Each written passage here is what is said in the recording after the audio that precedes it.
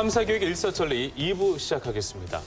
남녀 평등 복무제에 대한 이야기가 요즘 논란이 되고 있습니다. 잊을만 하면 한 번씩 등장하는 이 이슈가 왜 요즘 다시 한번 논란이 되는 걸까요? 오늘 이슈 공방에서 이야기를 나눠보도록 하겠습니다. 먼저 영상으로 만나보겠습니다.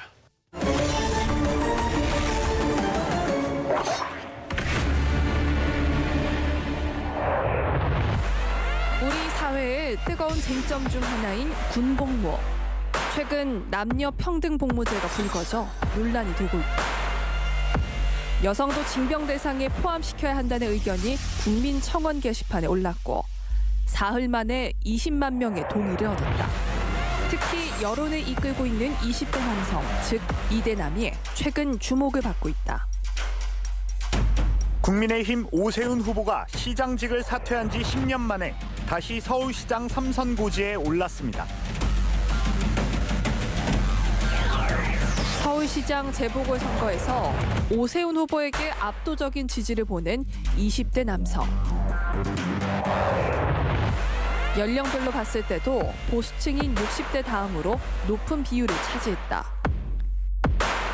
이 같은 배경을 두고 20대 남성층이 여성 우대 정책 등을 펼친 현 정부에 실망했기 때문이란 분석이 높다. 존경하는 국민 여러분, 더불어민주당은 이번 선거에 나타난 민심을 겸허히 수용합니다. 저희의 부족함으로 국민들께 큰 실망을 드렸습니다. 재보궐선거의 참패 원인을 20대 남성의 일탈로 진단하고 이들의 표심을 잡기 위해 분주해진 더불어민주당. 더불어민주당 일부 국회의원들은 모병제나 군 가산점제, 남녀 평등 복무제 등을 언급하며 논쟁에 불을 지폈다. 한번 불붙기 시작한 논쟁은 정치 공방으로까지 치닫고 있는 상황. 그렇다면 시민들은 남녀 평등 복무제에 대해 어떻게 생각하고 있을까? 여자는 근데 징병제로는 여자가 아무래도 신체적 조건도 좀 그렇고 그런 부분은 배려를 해줘야 되지 않나 싶어서 굳이 의무화를 한다는 것 자체는 아직 저는 뭐 굳이라는 생각이 그냥 드는데요. 반대요. 가기 싫은 마음이 가장 크지 않을까요?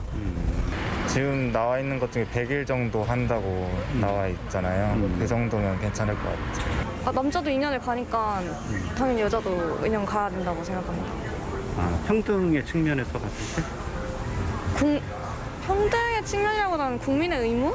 저도 할 수 있으면 이제 좀 국가를 위해서 해야 되는 일들이 있을 수 있다고 생각하기 때문에 남성분들도 외치듯이 남녀 평등이 이루어져야 된다고 생각을 하고 여자도 군대를 간다고 생각을 합니다. 그냥 뭐 남자분들도 가니까 여자도 가는 것도 형평성에 맞기도 하고 맨날 그 가산점은 뭐 남자만 우대받는다고 맨날 뭐라고 하고 그거에 대해서 정당하게 본인들도 같이 좀 가가지고서 군 혜택을 받는 것도 좀 찬성 그렇게. 어쨌든 국가를 위한 의무인 거잖아요. 군대 가는 게 그런 건 좀 좋은 측면이라 생각하니까.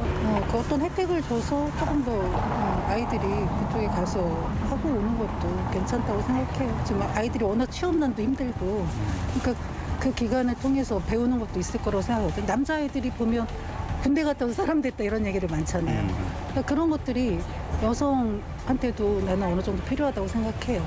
네, 찬성 반나는 그럴 것 같긴 해요. 안 내봤으니까 뭐 한번 시행해보고 엄마 세대에서 봤을 때는 좀 불안하고 여자가 간다는 건 아무래도 많은 저희가 시행착오나 뭐 이런 게 많이 겪어야지 접하게 될 것 같아서 아직까지는 좀 불안해요.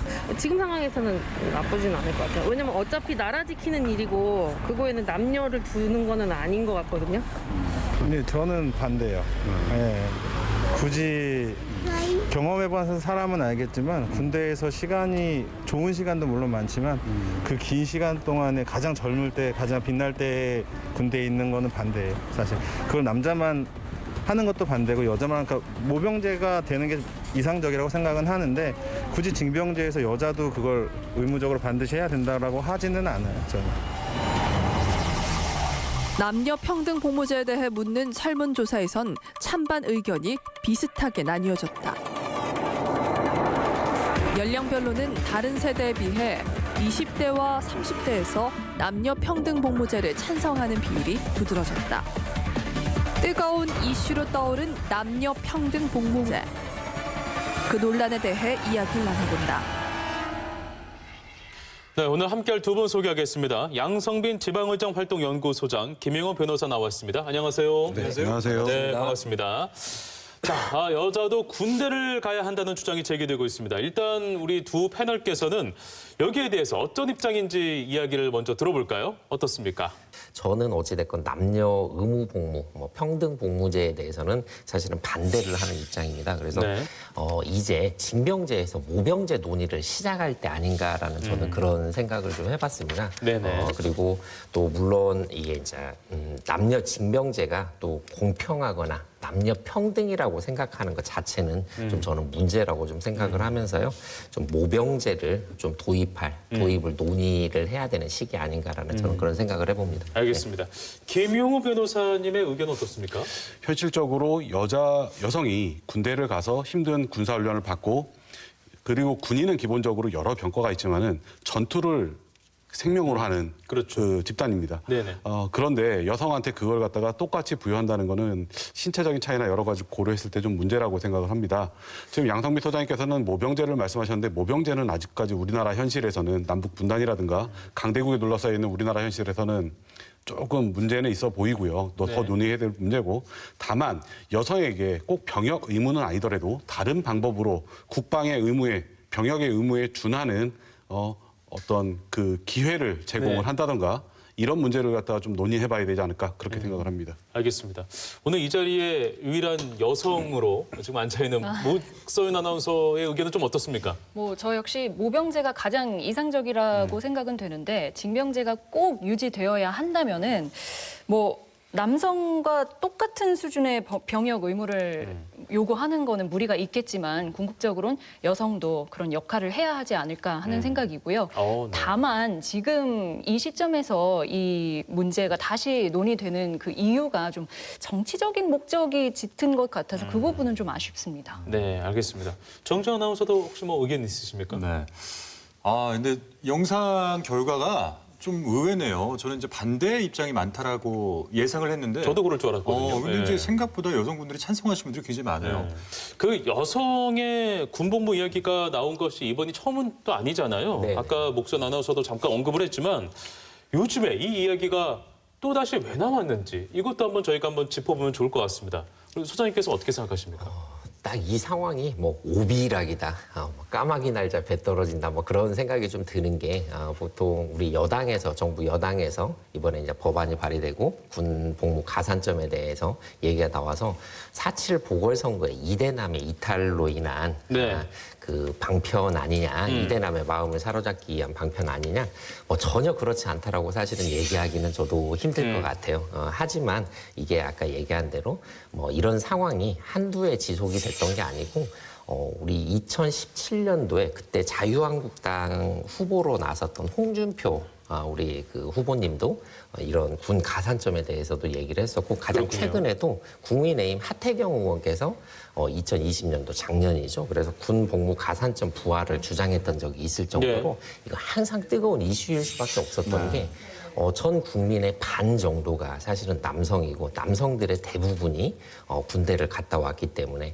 이런 군에 대한 전부 다 피해의식들은 조금씩 남아있다라고 생각을 해요. 그래서 항상 담겨져 있는 이슈고 이게 해소되지 않는다면 언제든 나올 수 있는 그런 이슈라고 생각을 하기 때문에 저는 그냥 시기적인 그런 문제로 오해를 받을 소지는 있긴 하지만 이게 꼭 4.7 보궐선거의 실패로 인한 이대남의 이런 마음을 사로잡기 위한 그런 이 제스처는 아니다. 저는 그렇게 생각을 하고 있습니다. 네, 이에 반해서 그 김영우 변호사께서는 또 다른 의견을 갖고 계신가요? 어떻습니까? 기본적으로 지금 이런 문제가 나왔던 가장 큰 배경은 남성들이 어떻게 보면 지금 역차별을 당하고 있다라는 그런 어떤 피해감, 피해 의식이 좀 커지지 않았나. 그리고 그게 현실에서 많이 나타나고 있습니다. 지금 문재인 대통령께서는 대통령 취임 전부터 본인은 그 페미니스트 대통령, 여성주의자 대통령이 되겠다라고 공언을 했습니다. 그리고 실질적으로 취임한 이후에 지금 문재인 정부 들어서서 여성 우대 정책이 엄청나게 많이 펼쳐졌습니다. 그리고 또 반대로 남성들을 갖다가 잠재적인 어떤 성범죄의 가해자로 인식시키는 그런 논란도 많이 있었습니다.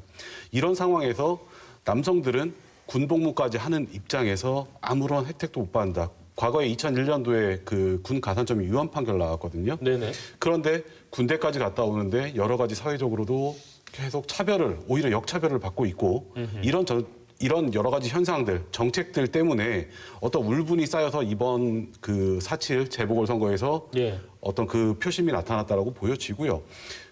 이런 현상 때문에 민주당에서 오히려 지금 이 카드, 여성평등 복무제를 갖다 들고 나오지 않았나 생각을 합니다. 사실 지금 20, 30대 여성들 같은 경우는 오히려 찬성을 많이 합니다. 저는 이거에 대해서 직설적으로 한번 묻고 싶은 게 본인들은 그 대상에서 이제 벗어납니다. 20, 30대 여성들 같은 경우. 과연 지금 10대 중학생, 고등학생인 여중생, 여고생들한테 한번 이걸 물어봤을 때 얼마나 찬성할지 한번 의문이고요. 지금 사실상 여성이 많이 대우를 받고 있거든요. 오히려 남성이 역차를 받고 있는데 이러한 저변에 깔린 어떤 문제를 갖다가 다시 한번 논의를 해봐야 되지 않을까. 지금 이 문제로 촉발은 됐지만은 현실의 문제는 또 다른 것이고 정치권에서 이걸 좀 악용하고 있다. 저는 그렇게 생각을 합니다.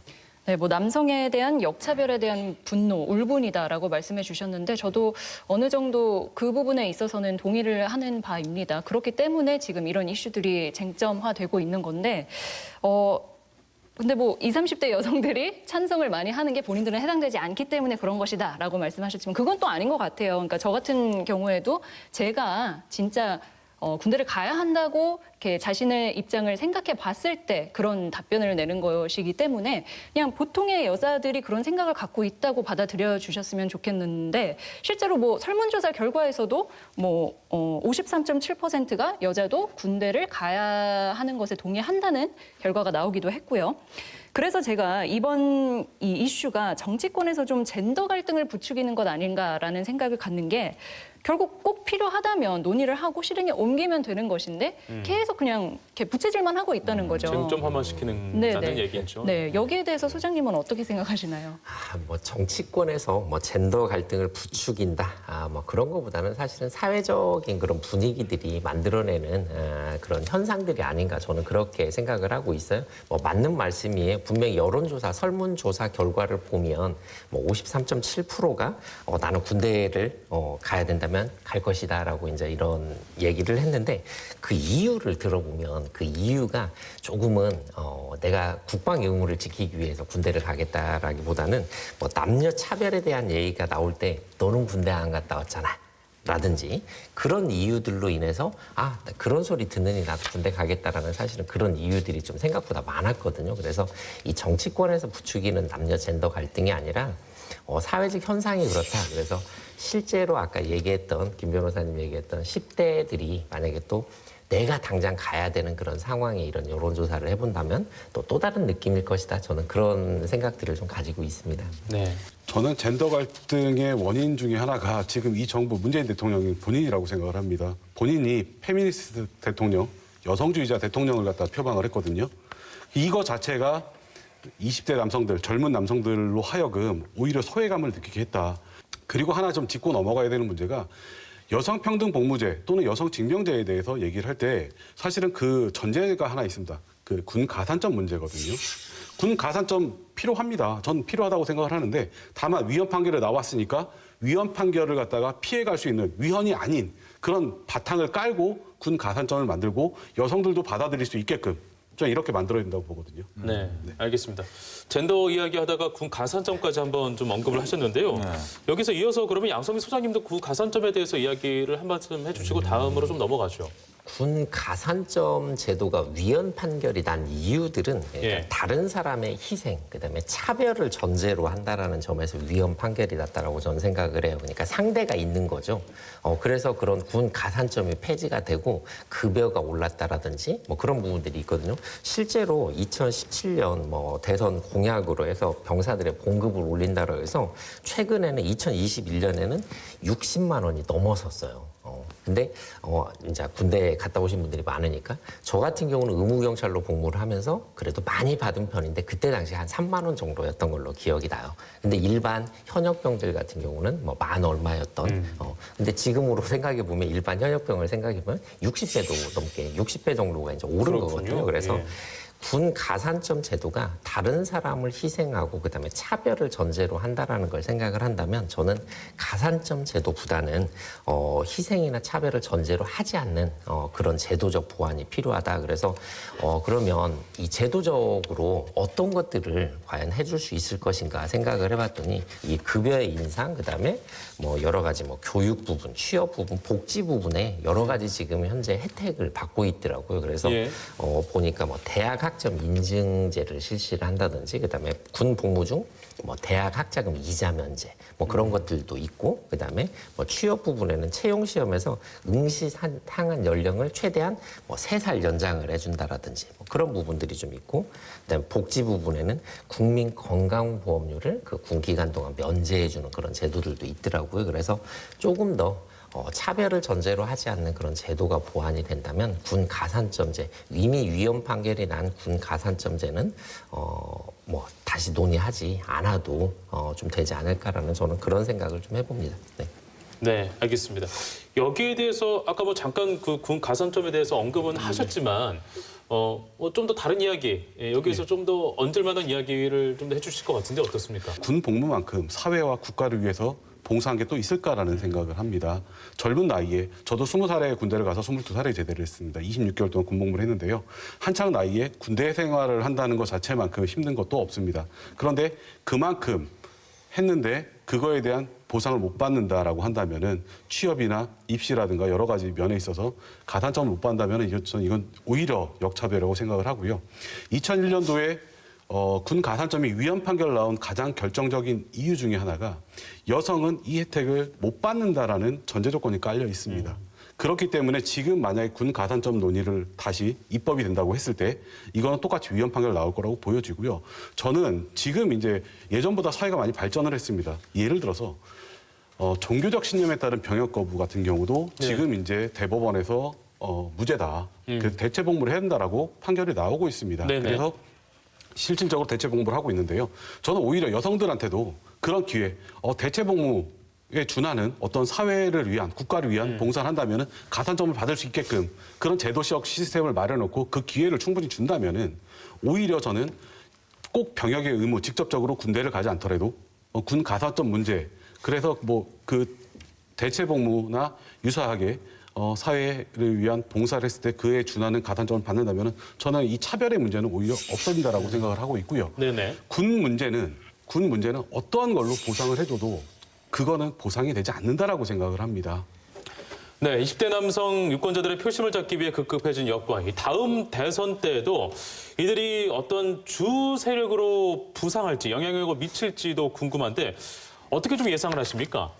분명히 우리 국민들이 특히 20대 남성들이 생각하는 게 어떤 건지를 주목해 볼 필요가 있다. 그래서 그런 것들을 찾아내고 그런 것들을 바꿔나가고 그런 것들을 토론하고 그걸 해결해 나가는 과정들이 분명히 필요한 것이다. 저는 그렇게 생각을 합니다. 그래서 20대 남성들의 표를 잡는 것도 뭐 20대 여성들의 표를 잡는 것도 뭐 전 국민의 표를 잡는 것도 그분들이 원하고 있는 걸 제대로 캐치하지 못한 데에서 오는 지금 여권의 그런 어떻게 보면 실체가 아닌 실체인 거지.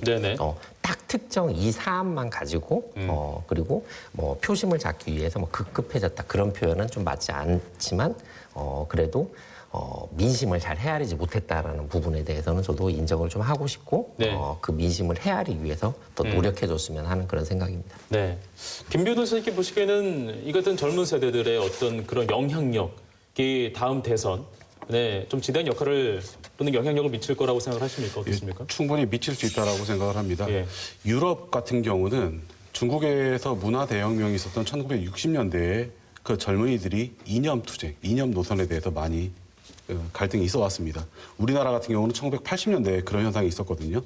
유럽 같은 경우는 2000년대 들어서면서 20대들이 탈이념 그리고 현실주의적인 선택을 많이 했습니다.